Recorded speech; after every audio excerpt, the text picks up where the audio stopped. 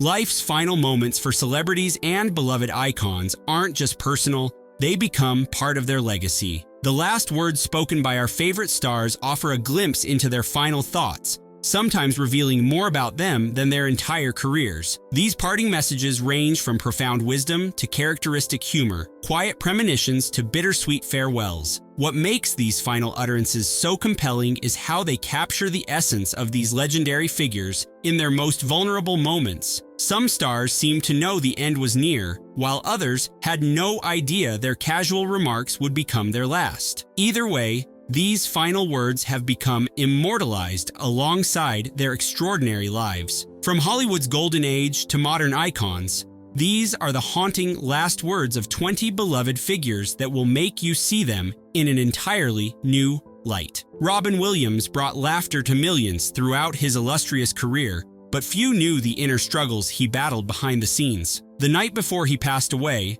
Williams simply said, good night," to his wife, a devastatingly ordinary farewell that gained heartbreaking significance in retrospect. Those who knew him well revealed he had been diagnosed with Lewy body dementia, a condition that was slowly affecting his brilliant mind. His wife later shared that in those final days, the man who made everyone laugh couldn't find joy himself anymore. That simple goodnight became his silent exit from a battle he ultimately couldn't overcome. The mysterious circumstances surrounding Marilyn Monroe's passing have fueled decades of speculation, but her final spoken words on film carry an eerie prescience. In her last completed movie, The Misfits, Monroe delivered the haunting line, "How do you find your way back in the dark?" This question, seemingly innocent in the context of the film, has taken on a chilling quality considering the darkness that enveloped her final days. Those close to Monroe in her last hours reported she had been making phone calls late into the night before she was found unresponsive. The line has become a haunting epitaph for a woman who never found her way back from the shadows that plagued her. Humphrey Bogart, the epitome of old Hollywood tough guys, maintained his characteristic wit until the very end. As he lay in his final days with his wife Lauren Bacall by his side,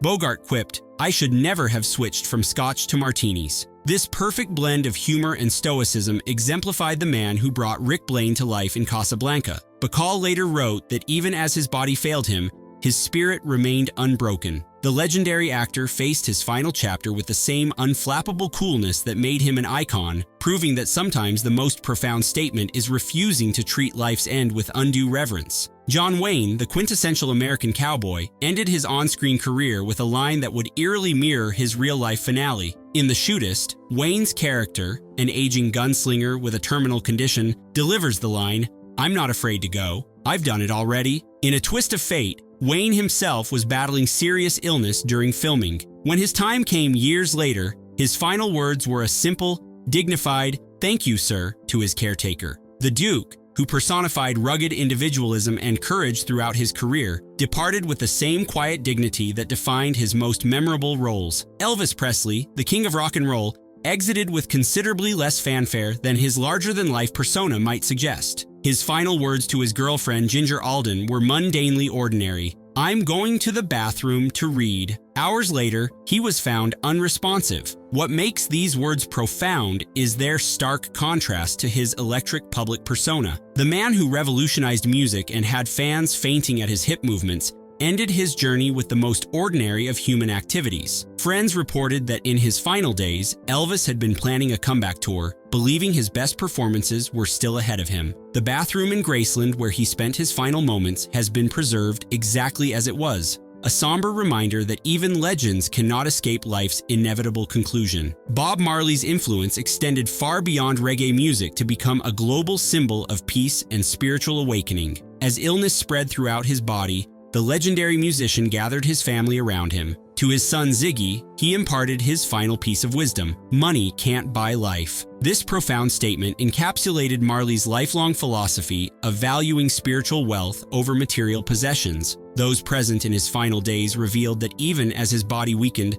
Marley continued to play music, finding solace in the very art form that had made him an icon. His last message serves as a poignant reminder of the values he championed throughout his career: authenticity, spirituality, and the recognition that our most precious commodity is time, not wealth. John Lennon's life ended in a moment of shocking tragedy outside his New York apartment. After being gravely wounded, The former Beatle managed only to utter, "I'm hurt, I'm hurt." The stark simplicity of these final words stands in heartbreaking contrast to the poetic lyrics he crafted throughout his career. The doorman who heard these words recalled the surreal nature of the moment, one of music's greatest poets reduced to the most basic expression of shock. What makes this even more tragic is that Lennon had just experienced a creative renaissance with his album Double Fantasy and had spoken excitedly about future projects just hours before. His final day included a photo session where he appeared happy and at peace, making his abrupt end all the more jarring.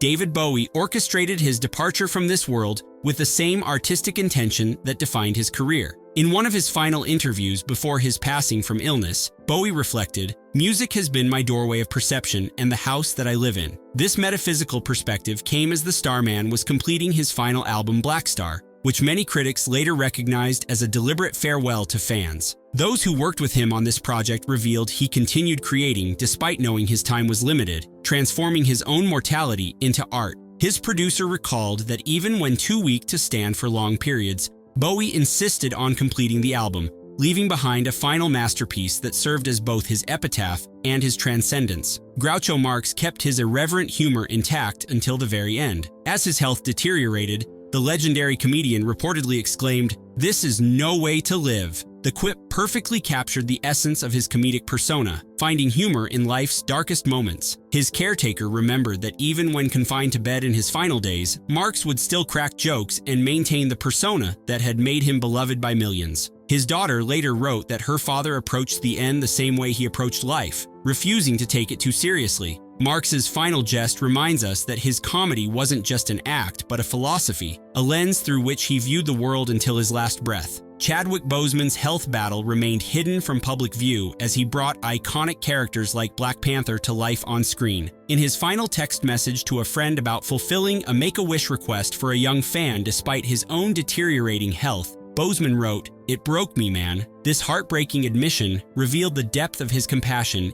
even as he fought his own private battle. Those who worked with him during this period marvel at how he continued to embody strength on screen while enduring grueling treatments between filming. His friend who received the text later shared that Boseman never wanted his illness to define him or to become the story. He wanted his work and its impact to be his legacy. These final words demonstrate how, even at the end, he remained more concerned with others than himself. Heath Ledger's brilliant portrayal of the Joker in The Dark Knight became even more haunting after his untimely passing. Before his sudden departure, Ledger's final connection to family was a phone call with his sister. She warned him about the dangers of mixing medications, to which he reportedly assured her, "I'll be fine." The actress who had recently worked with him shared that Ledger had been struggling with insomnia while preparing for upcoming roles, often sleeping just 2 hours a night. His father later revealed finding a diary Ledger kept while developing his Joker character, filled with unsettling sketches and notes, a glimpse into the psychological toll the role had taken. The disconnect between his final reassurance and the reality that followed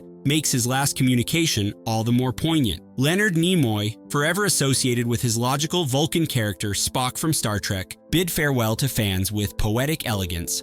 His final tweet before passing read, "A life is like a garden. Perfect moments can be had, but not preserved, except in memory." The acronym stood for his character's famous blessing, "Live long and prosper." Fellow cast members shared that Nimoy had been philosophical about mortality in his final years, viewing life as a precious gift rather than fearing its end. The garden metaphor perfectly captured his perspective on life's fleeting beauty and became a touching epitaph for a man who had inspired generations of science fiction fans. His digital farewell demonstrated how even in the modern age, last words continue to carry profound weight. Princess Diana's tragic accident in a Paris tunnel shocked the world. First responders reported that her final words were a confused, "My God, what's happened?" This heartbreaking question captures the suddenness with which her vibrant life was cut short. The bodyguard who survived the incident recalled the chaos of those moments, how quickly a routine evening turned catastrophic.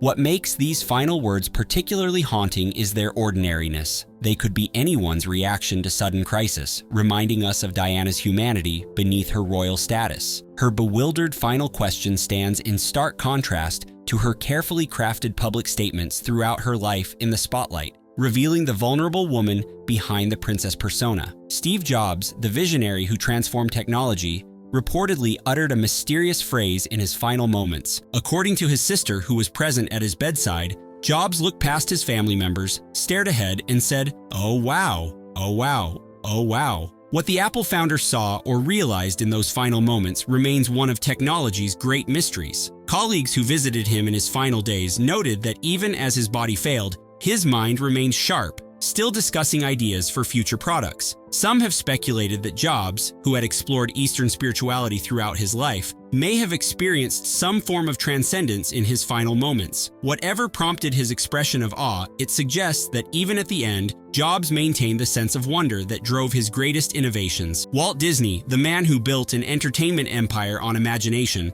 left behind perhaps the most enigmatic final message. Before his passing, he scribbled a note that simply read, "Kurt Russell." At the time, Russell was a child actor just beginning his career with Disney Studios. Years later, Russell himself admitted being baffled by this mention, as he had only brief interactions with Disney. Studio executives speculated that perhaps Disney was planning future projects featuring the young actor, his mind working on his legacy, even in his final moments. Whatever the meaning, the cryptic nature of this last message perfectly suits a man whose life was dedicated to creating wonder and mystery. The fact that Disney's last written words were not about his empire or achievements but a seemingly random name has fueled endless speculation about what might have been on his mind. James Dean's short life burned intensely before being cut short in a high-speed car accident at just 24. Though his exact final words remain unknown, friends reported that in his last days, Dean had multiple conversations about speed and mortality.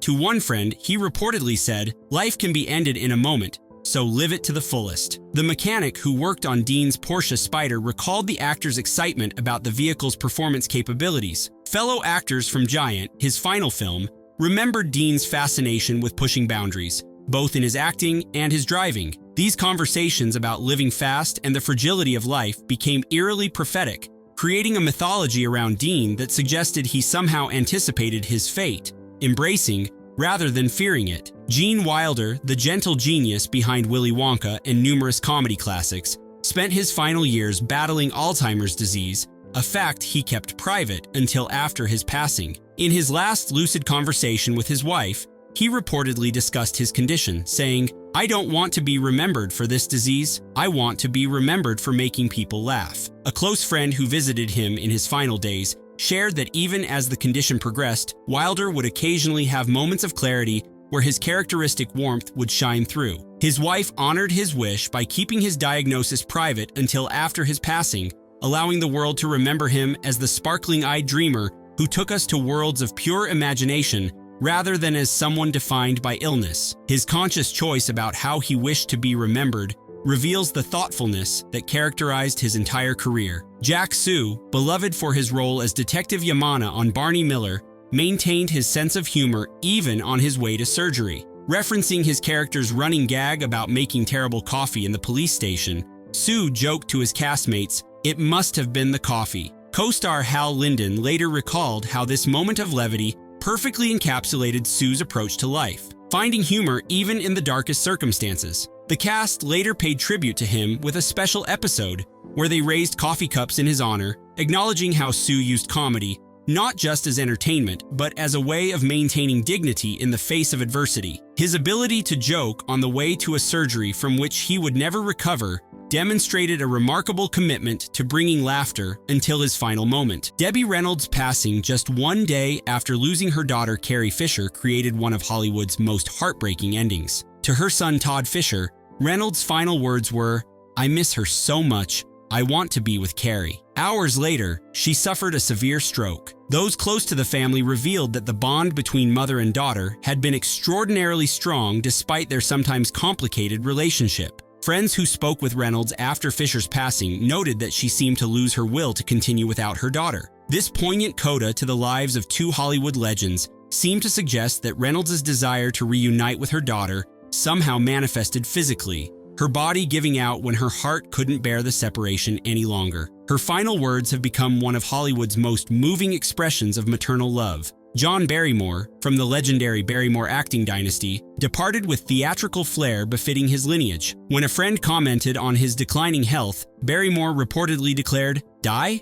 I should say not, dear fellow." No Barrymore would allow such a conventional thing to happen to him. This grand defiance of the inevitability of the end perfectly captured the larger-than-life persona he cultivated throughout his career. Fellow actors who visited him in his final days noted that even as his body failed, his voice remained commanding and his wit sharp as ever. His great niece, Drew Barrymore, later reflected that this final quip embodied the family's tradition of facing life's greatest challenges with irreverence and style. John's refusal to acknowledge his end's approach, even as it claimed him, demonstrated the power of maintaining one's character until the final curtain falls. The final words of these 20 beloved icons reveal something profound about both celebrity and mortality. In these last utterances, we find not the polished statements of public figures, but the raw humanity that connected us to them in the first place. Some faced their final moments with humor, others with wisdom or confusion, but each left behind a final thought that continues to resonate long after they've gone. What makes these departing messages so powerful is how they strip away the mythology surrounding these larger-than-life figures,